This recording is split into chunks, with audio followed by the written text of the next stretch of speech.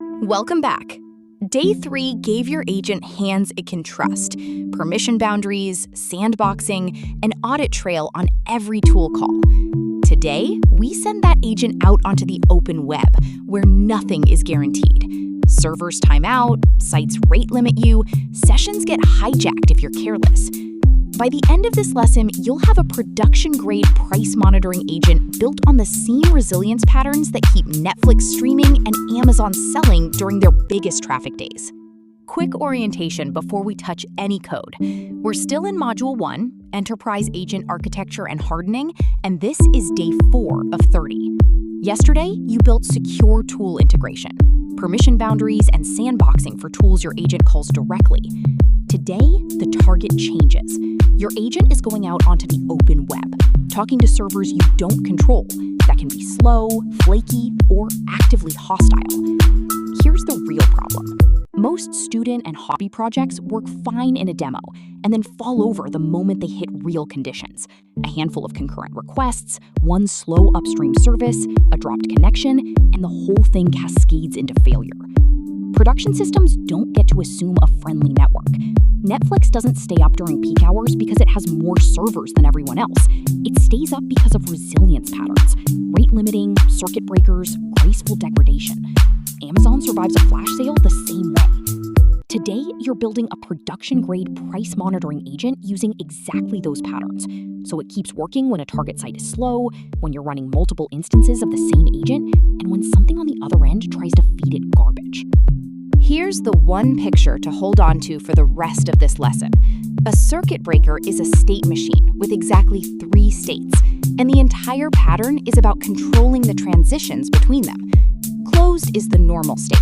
Requests flow through to the target service like nothing's wrong. If failures against that target cross a threshold, the breaker trips to open. In the open state, the breaker fails fast. It doesn't even attempt the request. It just raises immediately, which protects both your system and the struggling target from more load. After a cooldown period expires, the breaker moves to half open, where exactly one trial request is allowed through. That trial request is the whole mechanism. If it succeeds, the breaker closes and normal traffic resumes. If it fails, the breaker snaps straight back to open and the cooldown timer restarts from 0. This 2-outcome design is what makes a circuit breaker different from either naive retries, which just keep hammering a struggling service, or a permanent kill switch, which never recovers on its own. The state machine from the last slide is layer 2 of a 3-layer defense, and this slide is the full picture. Layer 1 is request control, distributed rate limiting. Every outgoing request has to draw a ticket from a shared Redis counter before it's allowed to fire. The word shared is doing a lot of work there. If you're running multiple instances of this agent, they all coordinate through the same counter, so you don't accidentally quadruple your request rate just by scaling out. This is what keeps you from getting banned for accidentally DDoSing a site you're only trying to monitor. Layer 2 is failure isolation, the circuit breaker pattern from the mental model. Critically, each target site gets its own independent breaker. If Amazon servers are having a bad afternoon and that breaker trips to open, it has 0 effect on your Walmart breaker, which stays closed and keeps working normally. That isolation is what stops one slow external dependency from taking down monitoring for everything else. Layer 3 is security boundaries. Every input your agent receives gets validated. Every session it maintains gets secured, and every external resource it touches gets sandboxed. These 3 layers aren't independent add-ons, they're stacked. A request has to clear rate limiting, then the circuit breaker for its target, before it even reaches the point where security boundaries validate what comes back. Let's ground the state machine in real code. Circuitbreaker.call takes the target site and the function that actually performs the request. Line 3 reads the current state for that specific target. Remember, state is tracked per target, not globally. Line 5 is the line I've highlighted, and it's the fail-fast behavior in its purest form. If the breaker is open and the cooldown hasn't expired yet, we raise immediately, before attempting any network call at all. That's the entire point of failing fast. You don't waste time or resources on a request you already know is likely to fail. If the cooldown has expired, line 7 flips the state to half open and lets exactly one request through via the try block. If that call raises a request error, line 11 records the failure, which may trip the breaker back to open depending on the current state and threshold, and then re-raises so the caller still sees the real error. If it succeeds, line 13 records the success, which is what actually closes the breaker if it was sitting in half open. In a real implementation, the rate limiter from layer 1 would wrap this call from the outside, so a request has to clear its wettest ticket before it ever reaches this breaker check. This is the layer that separates a demo scraper from something you'd actually run against real sites in production. And it's 4 things. Secure session handling means cookies are scoped to exactly the domain they need, signed so they can't be tampered with, rotated on a schedule, and every state-changing request carries a validated CSRF token. This is what keeps a session from being hijacked out from under your agent.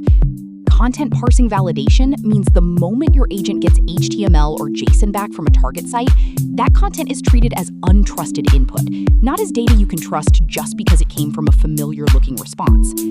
Malware and payload detection scans fetched content before your parser ever touches it. A compromised or malicious target site should never become a way to compromise your own system. And secure notification channels means when this agent actually finds a price drop and needs to alert someone, that alert goes out over an authenticated, encrypted channel, never a bare plain-text webhook that anyone on the network path could read or spoof. All 4 of these matter because a web agent's biggest attack surface isn't your own code. It's every site you point it at. You don't control what's on the other end of that request.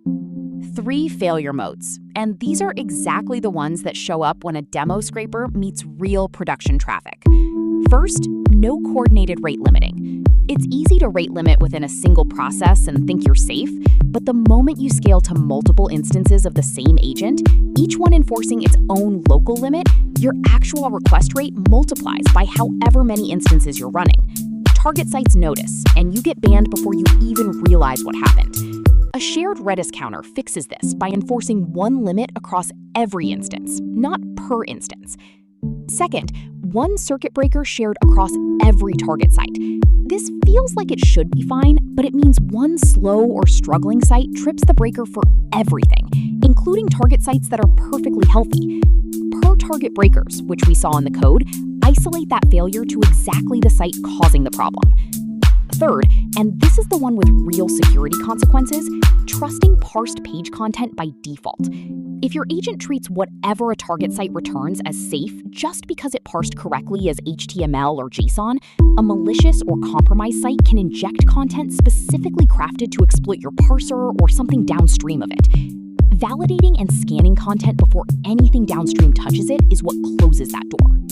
5 heuristics to carry with you past today's specific code. Rate limit across every instance of your agent, not within just one. A limit that only holds locally stops protecting anyone the moment you scale out. Isolate failure per dependency. One circuit breaker per target site, never one shared breaker for everything you talk to. Fail fast, then try exactly once to recover.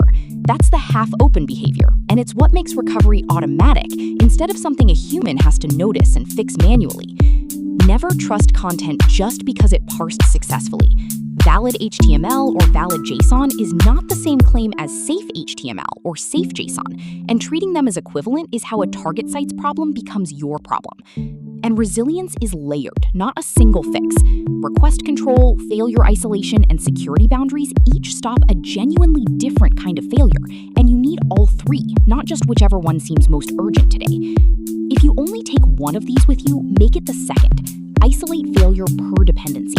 It's the cheapest of the 5 to get wrong, and getting it wrong is exactly how one flaky site takes your entire monitoring system down with it. That's a production-grade web agent. Rate limiting that holds up across instances, circuit breakers that isolate failure per target, and security boundaries around every session and every piece of parsed content. Tomorrow, we shift from surviving the web to processing what it hands you. Day 5 is secure document processing, text chunking, multi-format parsing, and metadata extraction, with PII detection and privacy compliance built in from the start. See you there. Everything from today lives at the lesson link, and the course home has the full 30-day curriculum if you want to see what's coming next. Thanks for building through this one with me. Subscribe if you haven't already, and I'll see you tomorrow for day 5.